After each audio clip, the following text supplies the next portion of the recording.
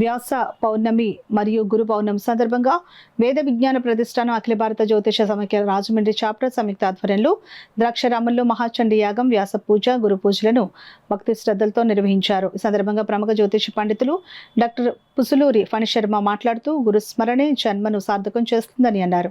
అనంతరం ప్రతిష్టానం అధ్యక్షులు బ్రహ్మశ్రీ రాయప్రోలు ప్రసాద్ శర్మ, ప్రముఖ జ్యోతిష పండితులు చాప్టర్ అధ్యక్షులు డాక్టర్ ఫణిశర్మ, ప్రతిష్టాన ఉపాధ్యక్షులు మధ్వ పంచాంగకర్త డాక్టర్ పరశురామ్ యాదగిరి ఘనంగా సత్కరించారు. పుహిత బ్రహ్మ రాయప్రోలు ప్రసాద్ శర్మ మాట్లాడుతూ నిత్యము గురుస్మరణ చేయడం అందరి కర్తవ్యంగా భావించాలని అన్నారు.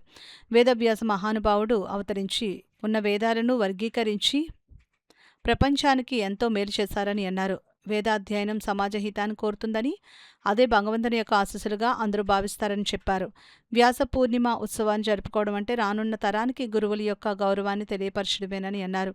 వేద విజ్ఞాన ప్రతిష్టాన సభ్యులు అఖిల భారత జ్యోతిష్య సమైక్య రాజమండ్రి చాప్టర్ అధ్యక్షులు డాక్టర్ పుసులూరి ఫణిశర్మ మాట్లాడుతూ గురు పూజోత్సవం నిర్వహించుకోవడం ద్వారా, గురువును స్మరించుకోవడం ద్వారా గురువుల పట్ల ఉన్న భక్తి భావాన్ని చాటడమే కాక వారు చూపించిన మార్గంలో పయనిస్తూ సమాజానికి వేదశాస్త్ర ప్రతిపాదన కర్మలను బోధించడమే తమ కర్తవ్యంగా భావిస్తున్నామని అన్నారు. ఈ కార్యక్రమంలో దత్తాత్రేయ శర్మ, ద్రాక్షారామన్ శర్మ, మోగంటి కామేష్, నాగేశ్వరరావు, రాజేష్, గిరిధర్, సతీష్, వీరభద్రరావు, కాకినాడ నగరపాలక సంస్థ విశ్రాంతి అధికారి ఎన్ బాబురావు, సత్యబాబు, వేద పాఠశాల విద్యార్థుల బృందం మరియు కుటుంబ సభ్యులు మొదలైన వారు పాల్గొన్నారు.